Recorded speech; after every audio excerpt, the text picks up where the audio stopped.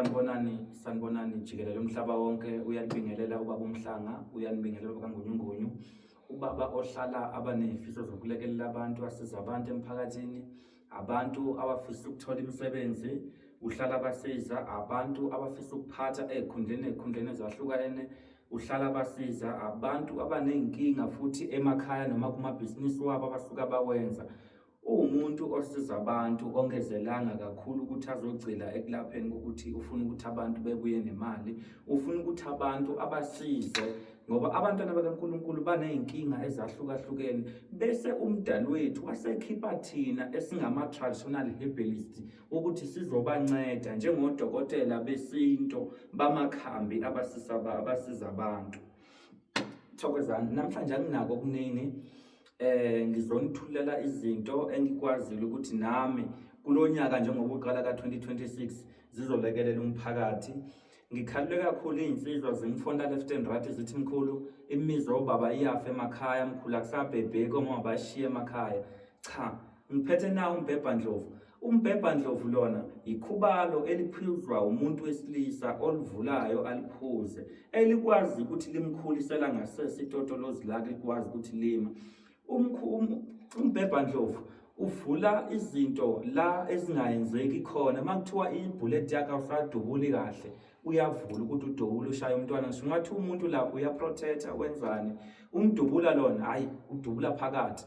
Ngifuna obaba-ke lapha abangaphezu kuka-30, nginika nje ubaba, angiziniki iy'ngane zizohamba zimethisa imizoba yabantu kugcwala abantwana. Ngifuna obaba sebakhulile. Umuntu othi mina ngiyawufuna umbhebhandlovu uhamba only ngo-400 rand umbhebhandlovu lona. Ma usekudeni umbhebhandlovu siyakuthumelela, ma useduze uyasifikela la ekhaya uzawuthola. Siseduze neBenoni, eJohannesburg, neSprings. Umbhebhandlovu ukhona, uyalikhulisa ipipi, uyakwenza futhi ukuthi umhlabazi asuze umama wasekhaya aneliseke. Siphume futhi kubantu abathi thina sinamabhizinisi kodwa umsebenzi asiwuboni. Ngiphethe nawo umhlume.